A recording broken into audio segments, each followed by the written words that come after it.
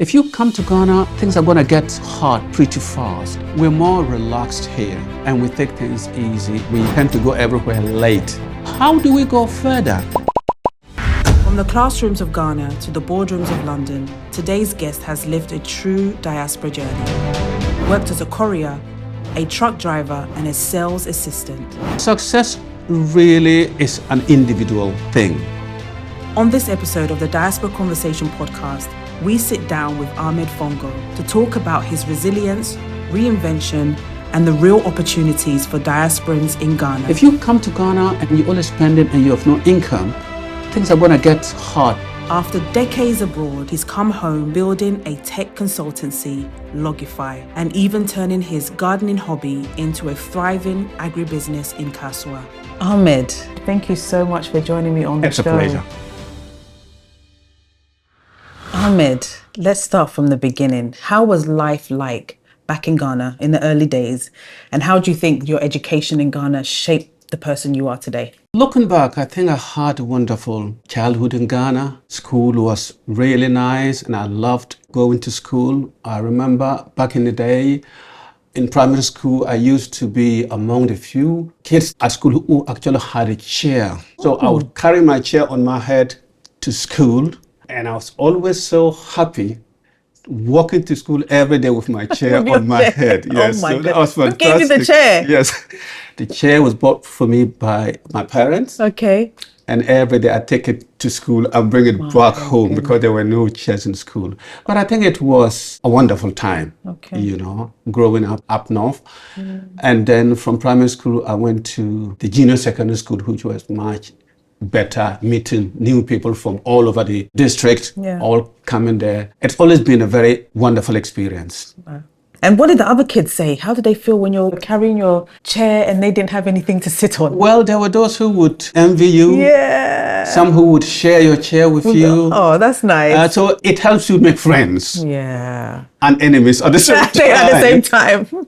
But I think it was worth it. Yeah. To have and to be able to share and to see those who don't have. It builds you up. It makes you who you are. To actually appreciate life. To appreciate when someone doesn't have. You've seen it. Absolutely. You've been through it. And it's really helpful. Absolutely. It has been very, very helpful throughout my life. Let's go back to 1974. Right. When you started school. Okay. And when you look back, did you ever imagine that you would go to the UK, to Germany, to start a life there? Never. I think me getting into primary school was an accident, actually. Oh. It was an accident. I remember I used to go and stand outside the window, observing the teacher and the children in the classroom. My parents never had the idea of sending me to school. So the teacher had to come to my parents and tell them, your son has interest. Let him come to school. Let him come. He doesn't have to bring anything, just let him come. And I had the opportunity to go, and the teacher was very, very lovely. He would hold my hand and drag me to school every day, you know. Why didn't your parents take you to school? What was the...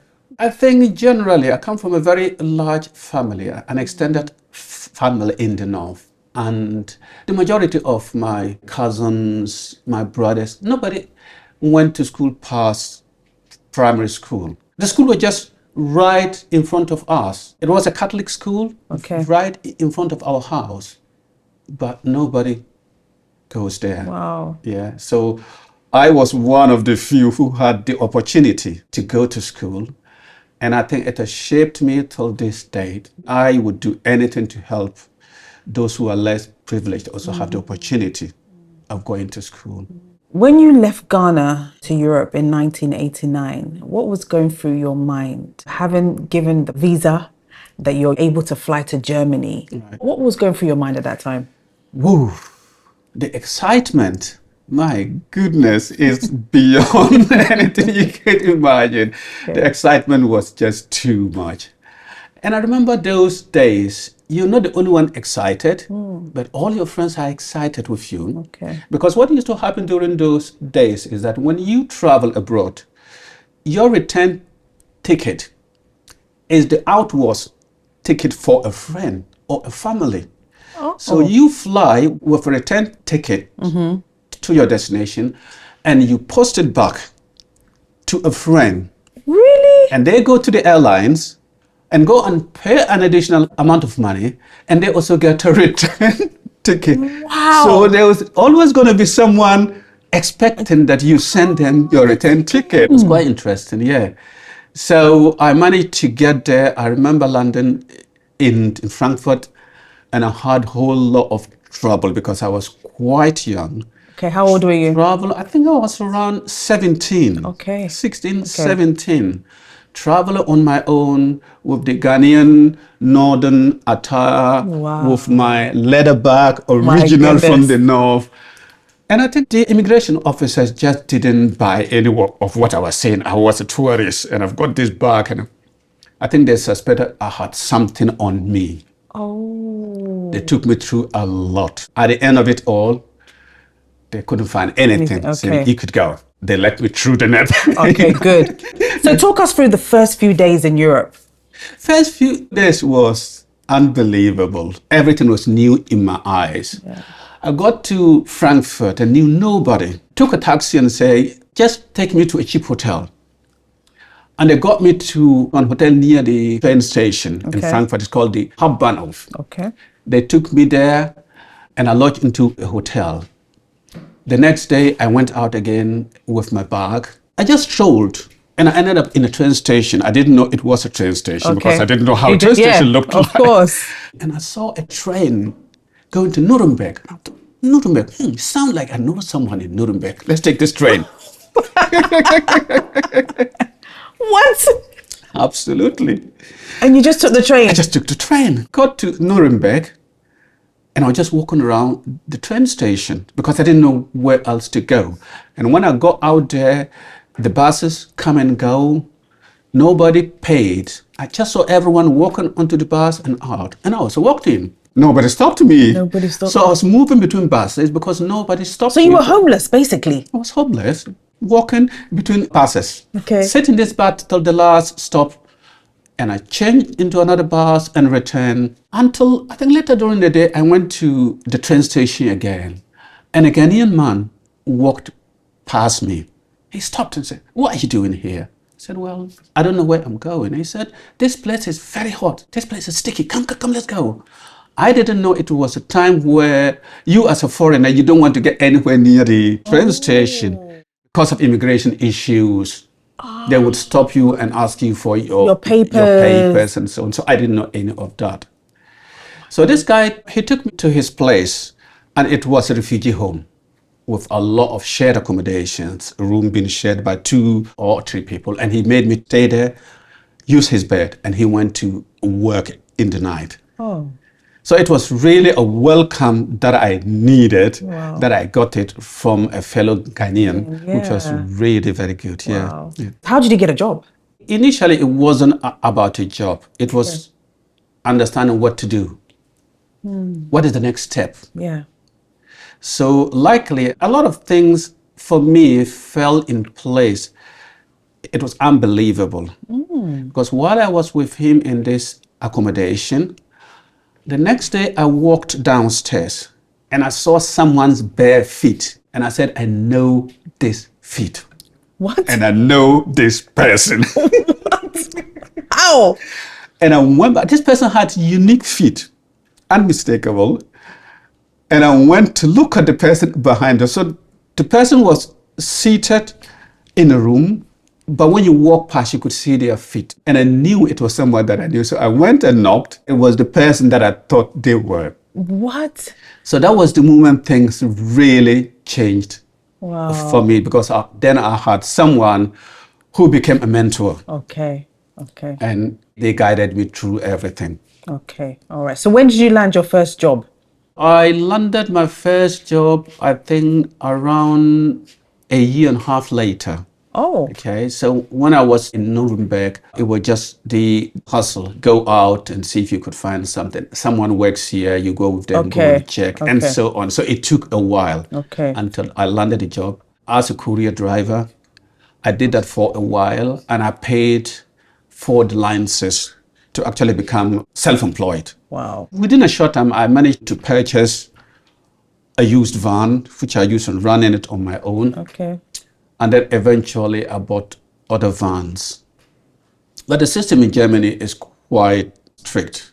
So along the way, I decided to also do some kind of airport transfers alongside. And for that, in Germany, you actually have to go to school and get a certificate. Before you can do that? Before you can do that. To understand the do's and don'ts. Okay. How much to charge. Okay. How much to work out VAT and so on. Okay. Yeah, so you would think it was too strict, but I think it does help you. It prepares you as an entrepreneur in a way, in a small way. Yeah. Okay. So in this year and a half, people back home, were you sending money back home? What were you doing? Were there any expectations? Yes, expectations, yes, but it wasn't like you would expect, because I come from a very well-to-do family, if I could say that to some extent. To a Ghanaian context, family was okay. Okay.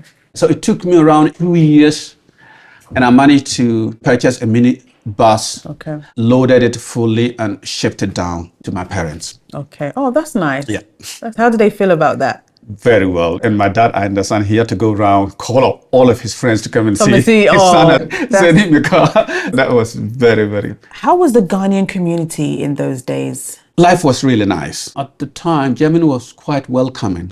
And everyone was going through this hustle and the burger life. You know, you're a burger, you know, you work, you earn, you party. Yeah, okay. So we partied and partied and partied. I remember those days, we used to go to the nightclub 6 nights per week. Hey, the only night Boga didn't go to the nightclub was Sunday. It was Monday, actually. We start from Tuesday. Hey, Boga. From Tuesday, yes. And come and see Boga. I remember those days I had my earring and a cocoa jerry. Oh my goodness. I can't even imagine you in that.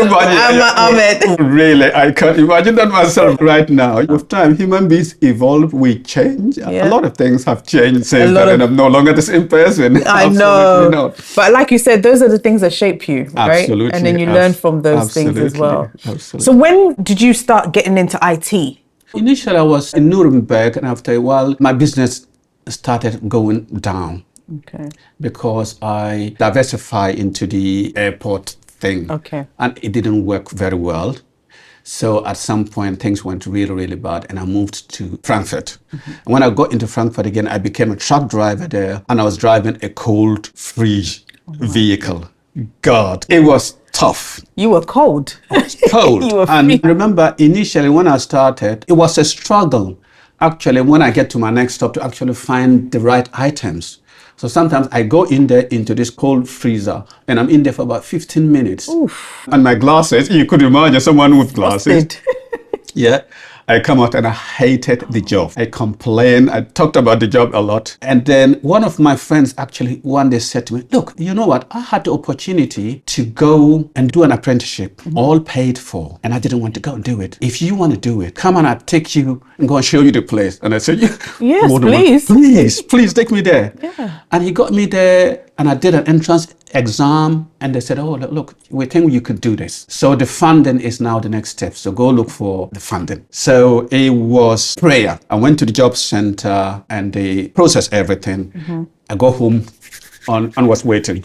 Fingers crossed. So within a few weeks, I was called and I was made aware that it had been approved and I can go and start. And that was when things suddenly took a different path. A lot of people in the diaspora are pressed to succeed very quickly. What would your advice be to those people who are abroad that really want to just succeed very quickly? But it looks like you went through a journey before you actually got to where you were. Yeah, that is true. If I had listened to what everyone else said then, if I had wanted to do what everyone else was doing, I wouldn't have been who I am. But when I was doing those things, everyone was thinking, you're too old for that now. And I thought, no, I really need to make something better out of myself. The foundation in Ghana, our foundation is fantastic. Yeah. And I went in there and I want to actually do something meaningful so that one day when I come back to Ghana, I can also help. Right. With hindsight, I think it was good that I went through the path that I took. Looking back, what's your personal definition of success? Success really is an individual thing. Somebody else's success may not be your success. And there's never going to be a level playing field for everyone.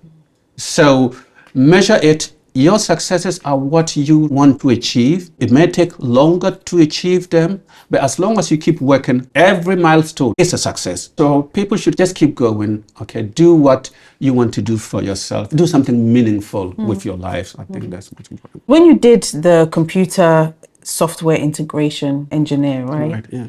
When did you decide to go to the UK? And why the UK? It's got to do with Ghana Okay. and the colonial legacy they left. Okay. And I thought UK felt more like home. When I was in school at GCSE, I did well in accounting, in business, those things. So I wanted to do ACCA. Okay. So accounting. And the UK was the only place I could do this ACCA that looked more familiar. And I remember when I wanted to leave, everyone said, why do you want to leave? You just got this job, you know. So after my apprenticeship in IT, I landed a job within 3 months, I believe. Germany was going through a lot. There was a recession in Germany at the time. Things were quite bad. And when we came out, I was one of few who actually got a job. And for the first time in my life, I got a job with my own office space that I can sit and place my feet on my own desk. I thought, look at me. I've made it. I've made it. But then something was still lacking. Germany is a lovely place. I made friends there, but I just wanted to move on. Okay. I am someone who likes change. Okay. So I wanted to move on to do something else with my life. And I said to myself, the UK would be the best place that I should go on for the next stage of my life. Yeah. Tell us about your experience working with Telefonica, O2, all of those big organizations in the UK. It's really fantastic, but I think it's just a shame that when you go into those environments, the number of Ghanaians that you would come across are really, really few. Yeah, you go in there, you find a lot of Africans. Nigerians are quite a lot in the IT sector, and actually at the senior level, mid-senior level, you would meet a lot of Nigerians. But Ghanaians are really hard to come by.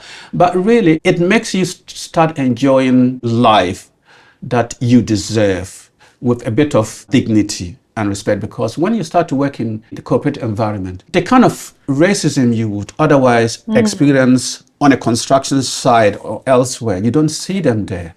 So racism in such an environment is subtle. You don't perceive it on a daily basis. It is there. The microaggression is always at the workplace. Right. But at a certain level, it's less than when you're working outside. It was a good time. Good time. Where would you say you felt more racism, in Germany or the UK? I think the one in the UK hurts the most. You see, the Germans in the 90s, they would come out openly and show hatred. Right. One time I went to a village and I parked.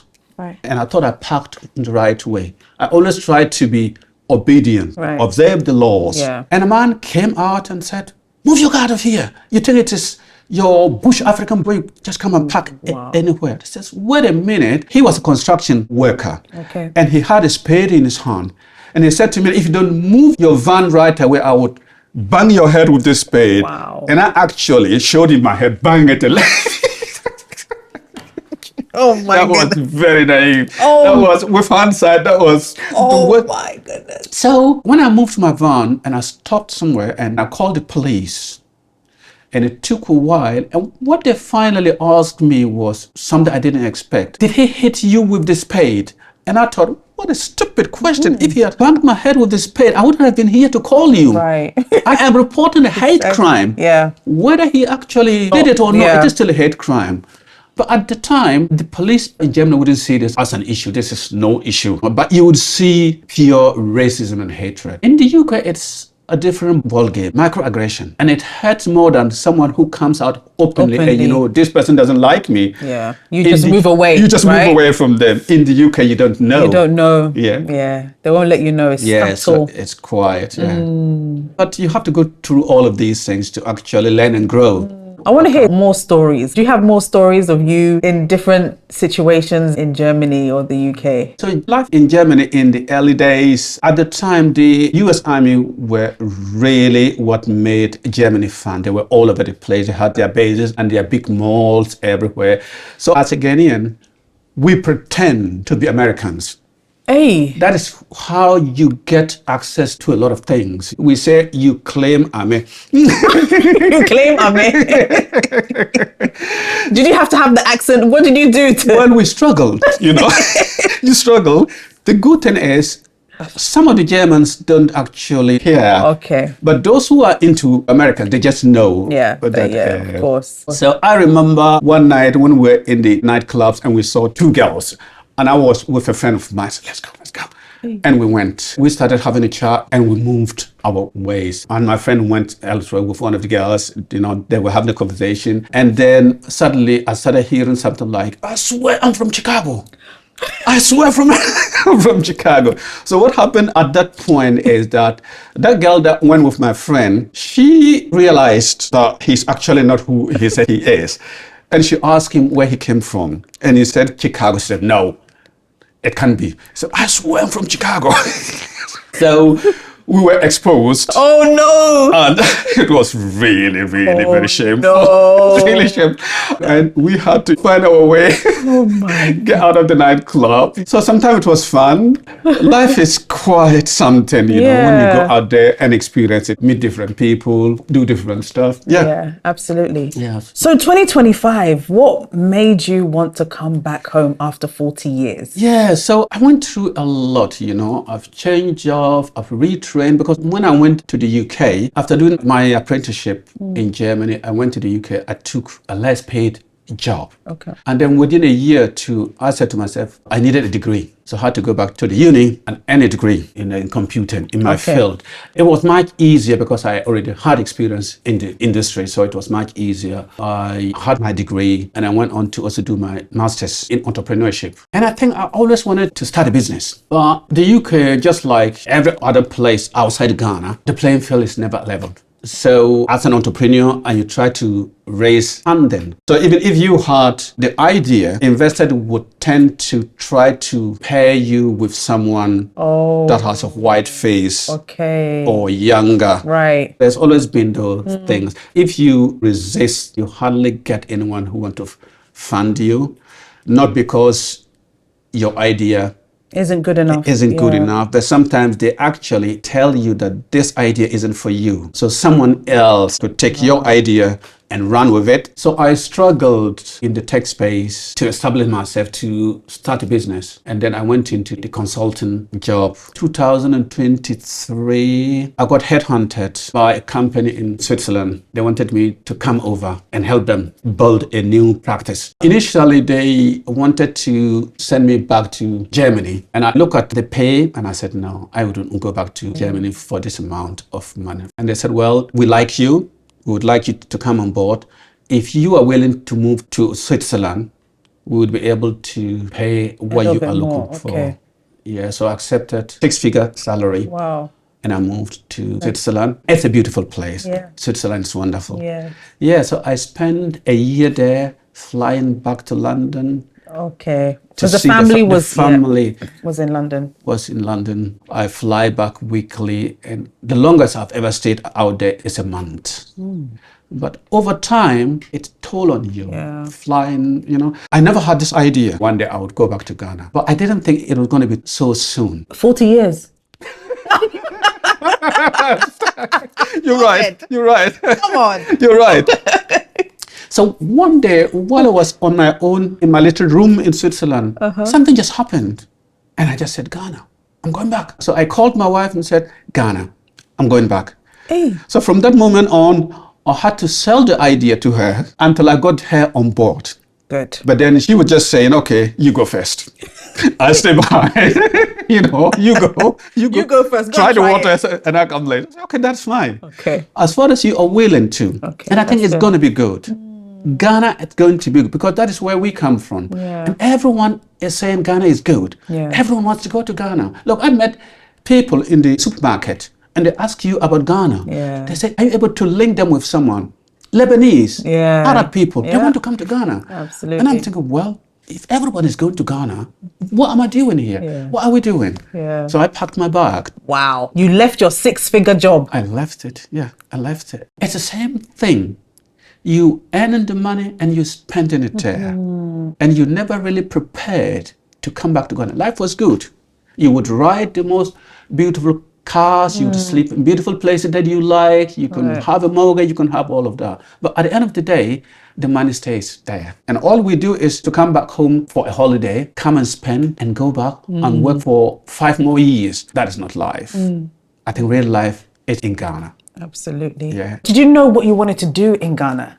Did you have any idea? I think in the past 10 years, I've been to Ghana on a number of occasions to try some ideas. Okay. And I always wanted to start a consultancy here in Ghana. The previous occasions I came here, I looked at the market. The market is just too small. I'm more of a specialist in cloud computing. Okay. That is really something new in Ghana. Even if it's not new, the market is just too small. Right. And I struggled to find a customer in Ghana. So on both occasions, I left.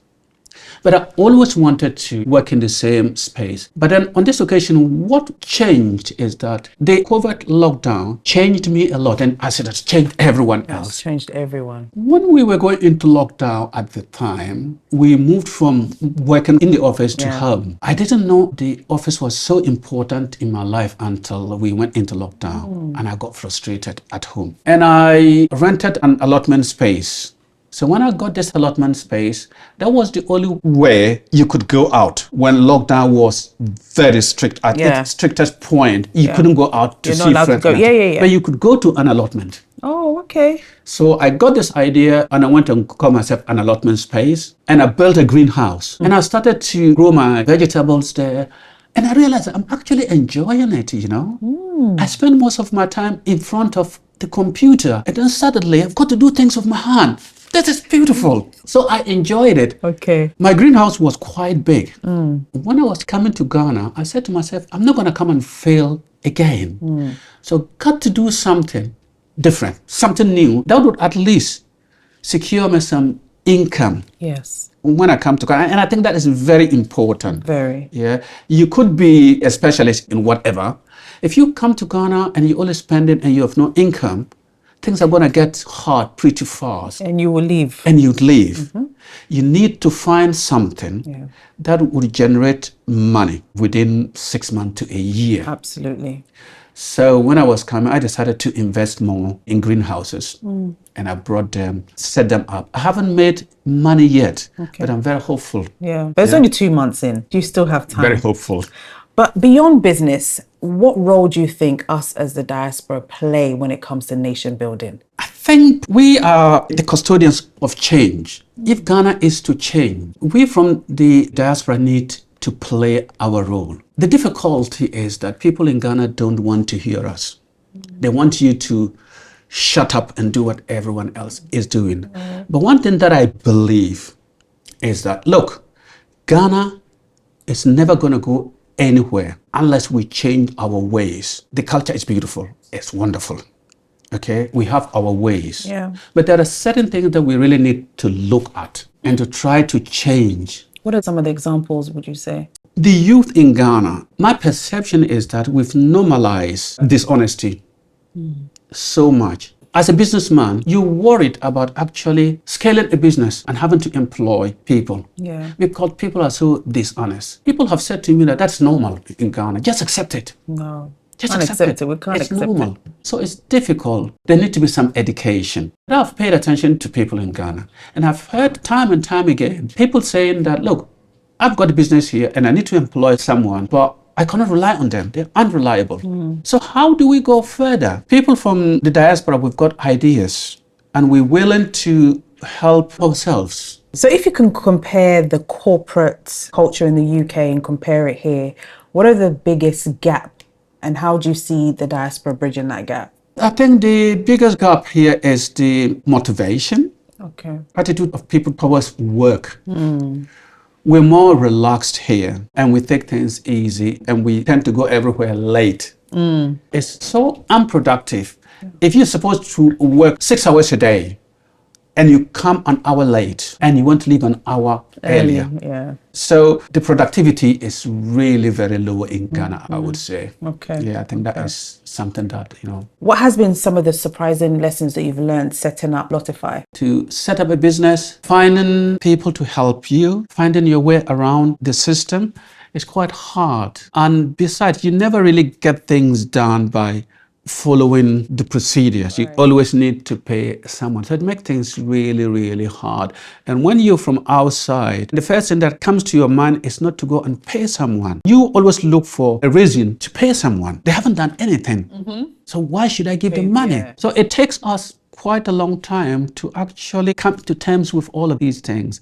And I think something ought to be done to help setting up a business, make it more seamless. You can register a business online in Ghana, right? I haven't tried that. What I think is that if you try that, you're going to wait for a long time. Yeah, you're going to wait for a long time. People to Still need people. As an example, I applied for a driving license since I came to Ghana. That was in January. And just this afternoon that I got a text message saying it has arrived. That's 8 months. And I've heard that the DVLA is high-tech, digitalized, but it still takes time. Takes time. Okay, so if you were in a position of power, leadership in Ghana, what are some of the stuff that you would change? Technology and AI can help us a lot. Okay. It's one of the areas that we should try to focus. Train young people in the tech space and entrepreneurship. Okay. Entrepreneurship would do much to help Ghana. Okay, so these are the two places. Yeah, the technology space, entrepreneurship, and agribusiness, because I am slowly going into agribusiness. So I think these are the areas that I think would Okay. You started as gardening was a hobby, now it's a passion, and now it's a business. It is. Tell us how it has evolved and how you're trying to make it bigger. Right. So I think when I took that idea from a single greenhouse, a family greenhouse in the UK, and I decided to say, okay, let me try to make something out of this. A lot of us are in the wrong jobs. But actually, if you want to enjoy your job, do what you enjoy doing. If you're passionate about something, that is what you should be doing. So I am in the tech space, but from time to time, I do hate my job. But when I go into garden, and I look at the plants, and I sometimes go very, very crazy, and I talk to my plants.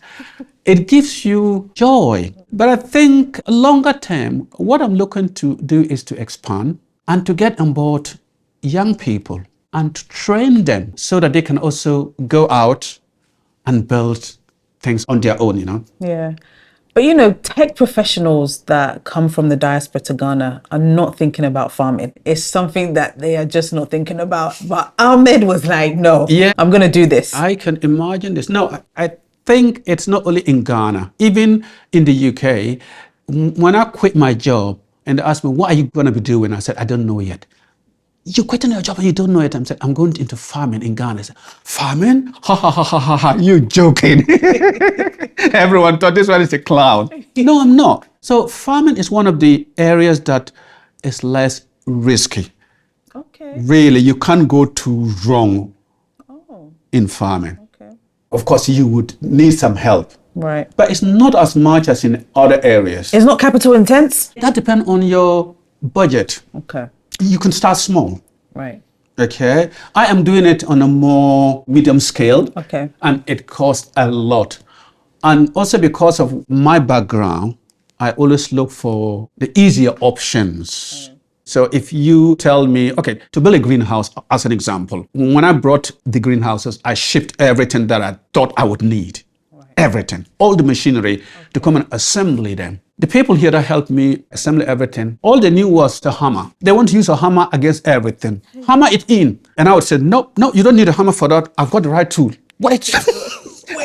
I'll go to the container and get you the right tool, what you need to do this job. So when you take all of these things on board, it increases how much you need to spend. But a local farmer who wants to start growing habaneros or tomatoes, they can start very small, really, and grow. And there is fun in starting small. Yeah. You have nothing. You have nothing to lose. Right. And you start from there and you build it up. What are you growing? I'm growing some tomatoes.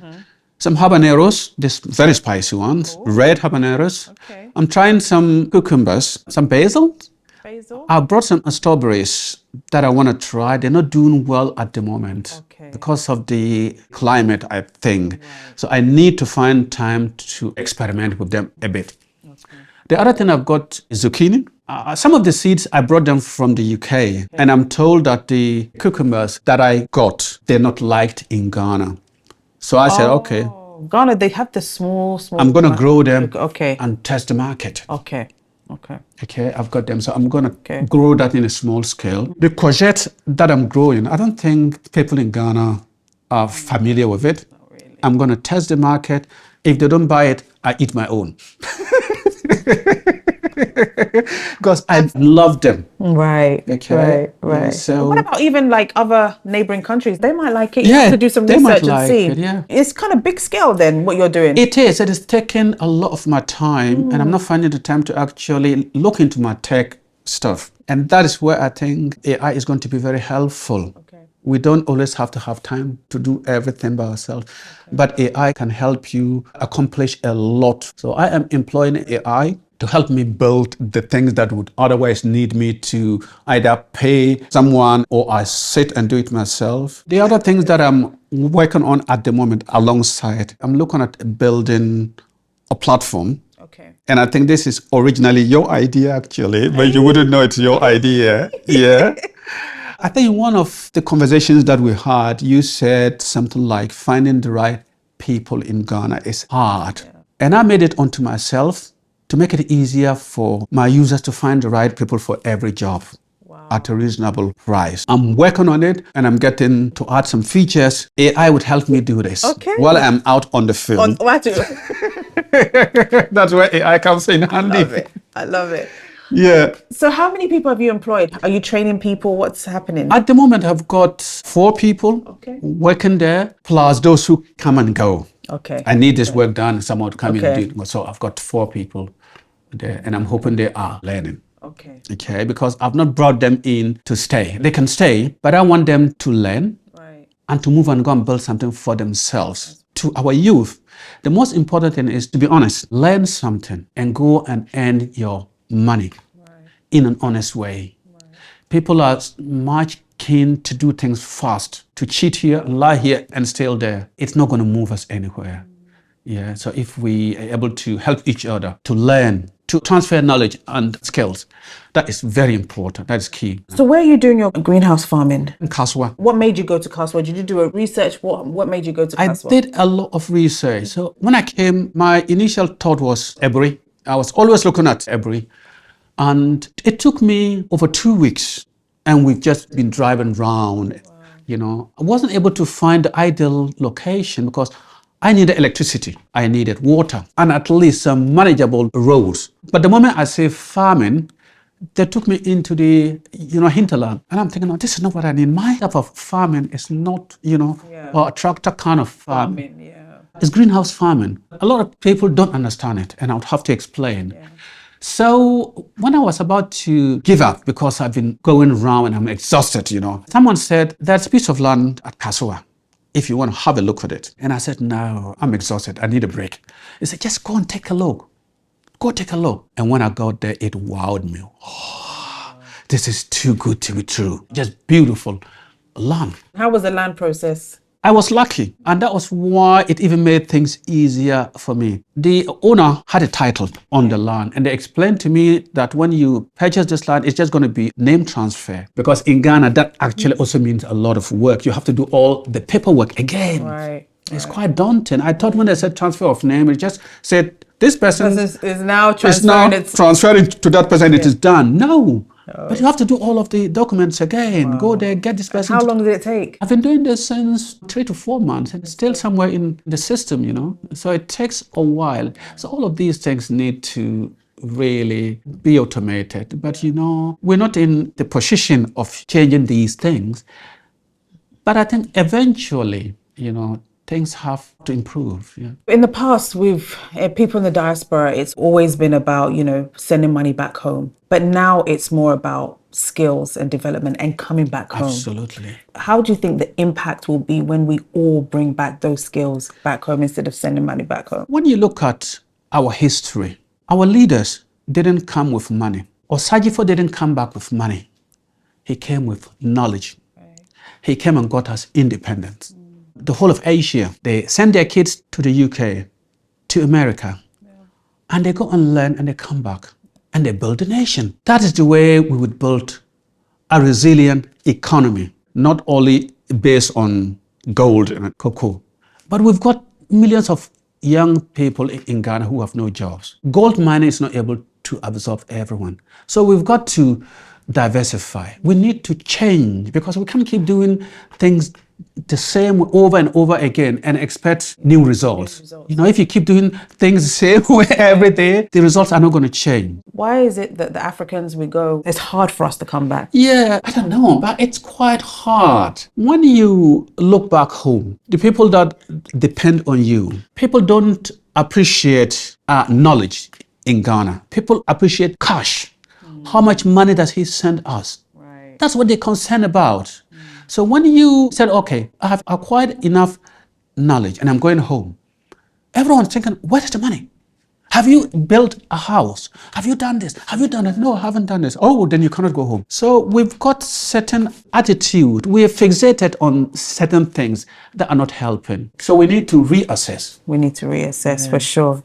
Last question. If you had to leave our audience with one sentence about reconnecting back home to Ghana, what sentence would that be? What I would say is, home is home. Africa is our continent. This is our natural habitat. And that is why we should help sustain our natural habitat, because this is where we are welcomed. This is where you can be who you are.